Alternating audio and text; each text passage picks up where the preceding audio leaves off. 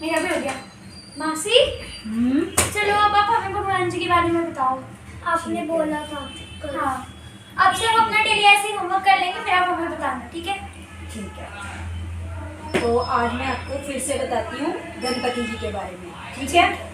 तो गणपति जी की सूंड कैसे लगी? पता नहीं। तो हम उससे पहले की स्टोरी सुनते हैं कि उनकी सूंड कैसे लगी। एक बारी पार्वती माता जी ने देखा कि वो शिव जी भोले के पास तो इतने सारे गण हैं जो उनके आगे पीछे भागते हैं। उनकी एक बात बोलते ही फटाफट उनके काम के लिए भाग पड़ते हैं, लेकिन मेरी सेवा के लिए तो कोई भी नहीं है। तो वो बहुत उदास हो गई कि मेरी सेवा के लिए भी तो कोई होना चाहिए ना, पर्सनल बंदा, जैसे उनके लिए तो इतने सारे हैं। तो उन्हें गुस्सा आता, तो वो कहते कि मैं ना थोड़ा आजमा कर देखती हूँ, क्या मेरी सेवा के लिए भी हैं ये लोग जो शिव जी भोले की सेवादार है, क्या वो मेरी भी सेवा करेंगे। तो वो एक दिन नंदी जी को और बुलाती हैं और बोलती हैं कि ऐसा है, मैं नहाने जा रही हूँ, कोई भी आए तो उसे अंदर नहीं आने देना, भले ही कोई भी हो। तो वो कहते हैं ठीक है। अब माता जी नहाने जाती हैं गौरी मैया, तो क्या होता है, शिव जी भोले आ जाते हैं। तो नंदी जी उनको मना करते हैं कि प्रभु गौरी मैया नहा रही हैं और वो मना करके गई हैं कि किसी को भी अंदर नहीं आने देना। अब वो गुस्से में आ जाते हैं, तो नंदी भगवान जी हाथ जोड़ के पीछे हो जाते हैं, क्योंकि वो तो भाई उनके लिए सबसे बड़े हैं, उनके प्रभु हैं। तो वो गुस्सा देख के फटाफट पीछे हो जाते हैं। तो शिव जी अंदर चले जाते हैं जहाँ गौरी मैया नहा रही होती हैं। अब जब वो अंदर जाते हैं, जब पार्वती माता देखती हैं तो उन्हें बहुत गुस्सा आ जाता है देख के। फिर शिव जी बाहर आ जाते हैं, तो वो समझ जाती हैं कि मेरी सेवा के लिए ये लोग नहीं हैं, ये सिर्फ और सिर्फ शिव जी के ही गण हैं, कि ये सिर्फ उन्हीं का ही ऑर्डर मानेंगे।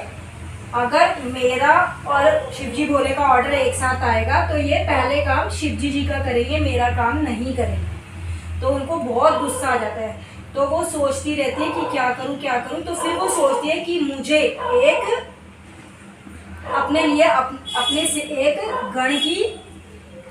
गण को स्थापित करना है। तो वो क्या करती हैं, अपने पूरे हाथों पे मुंह पे उपटन लगाती हैं।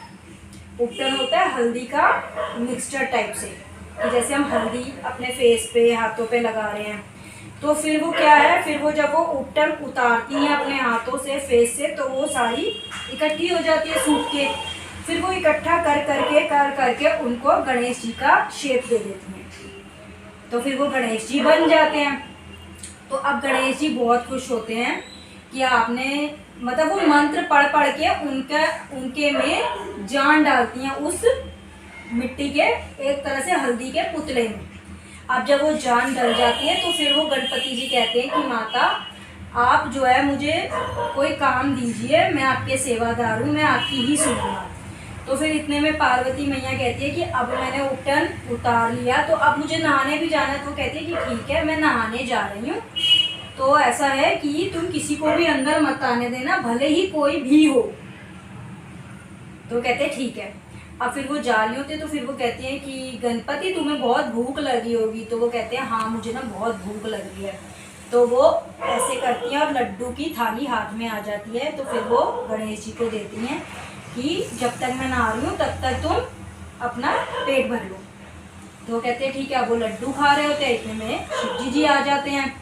तो वो बोलते हैं, अंदर जाने लगते हैं। तो इतने में गणपति जी रोक लेते हैं कि रुको, आप कौन हो, कैसे अंदर जा रहे हो। तो कहते हैं कि मुझे अंदर जाना है। तो वो कहते हैं नहीं, आप अंदर नहीं जा सकते, मेरी माता ने मना किया है, मेरी माता अंदर नहा रही हैं, तो आप अंदर बिल्कुल भी नहीं जा सकते। तो शिव जी को गुस्सा आ जाता है। तो इतने में क्या करते हैं, शिव जी अपने त्रिशूल से उनकी गर्दन काट देते हैं।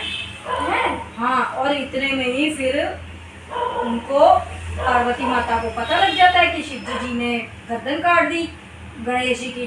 वो फिर फटाफट नहाकर बाहर आते, फिर वो बहुत गुस्से में आ जाती हैं और शिव जी से कहती हैं कि फटाफट मेरे पुत्र को पैदा करो दोबारा से, तुमने कैसे मार दिया मेरे पुत्र को। तो उन्होंने समझाया कि देखो मैं अंदर आ रहा था, इसने मुझे मना किया, ये मान नहीं रहा था, तो गुस्से में आके मैंने त्रिशूल से इसकी गर्दन काट दी। तो बहुत गुस्से में आ जाती है। फिर वो अपने गणों को कहते हैं, अपने सेवादारों को, कि जाओ सब जगह ढूंढ के आओ और देखो, किसी को पकड़ के लाओ ताकि मैं उसकी गर्दन इसमें लगा दूँ। अब वो गण सारे ढूंढने जाते हैं, उनको कोई भी ऐसा नहीं मिलता कि जिसकी वो गर्दन काट के गणेश जी को दोबारा से लगा सकें, क्योंकि वो जो गर्दन अलग हो गई थी, अब वो गर्दन दोबारा नहीं लग सकती थी, उसकी जगह दूसरी गर्दन लगानी थी।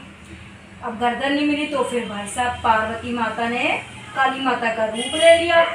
अब उन्होंने सबको मारना चालू कर दिया, तलवार ये वो चला चला के, मतलब जो जो भी उनके आगे आ रहा था वो सबको मारती जा रही थी, वो रुक ही नहीं रही थी। तो फिर उनके सेवादारों ने बोला कि ऐसे तो ये सबको खत्म कर देंगी, तो क्या करें। तो उन्होंने बोला कि अब तुम जाओ, कोई भी जानवर मिले, कोई भी कुछ भी, पहला जो भी मिले, चाहे वो इंसान हो जानवर हो, उसकी गर्दन काट के फटाफट ले आओ ताकि मैं इसको जीवित कर दूँ। फिर वो जो छोटा हाथी, बड़ा हाथी का बेबी होता है, उसकी गर्दन काट के लाते हैं और फटाफट शिवजी जी हाथी का मुंह जो है गणपति जी को लगाते हैं। तो तब से ही उनकी सूंड है, ठीक है ना। फिर अब काली माता को भी शांत करना है, तो फिर अब वो शांत तो हो ही सकती, वो तो सबको मारी जा रही हैं। तो फिर जागरण में दिखाते हैं ना कि जब काली माता की चौंकी आती है तो वो उस टाइम पर वो हो जाता है, वो शिवजी जी उनके पैरों में आ जाते हैं, तो फिर वो शांत हो जाती हैं। तो फिर ऐसा सच्ची में हुआ था कि फिर शिवजी जी जो थे वो नीचे ज़मीन पे लेट गए, और जैसे ही पार्वती माता ने उनके ऊपर पैर रखा तब उनका गुस्सा शांत हो गया।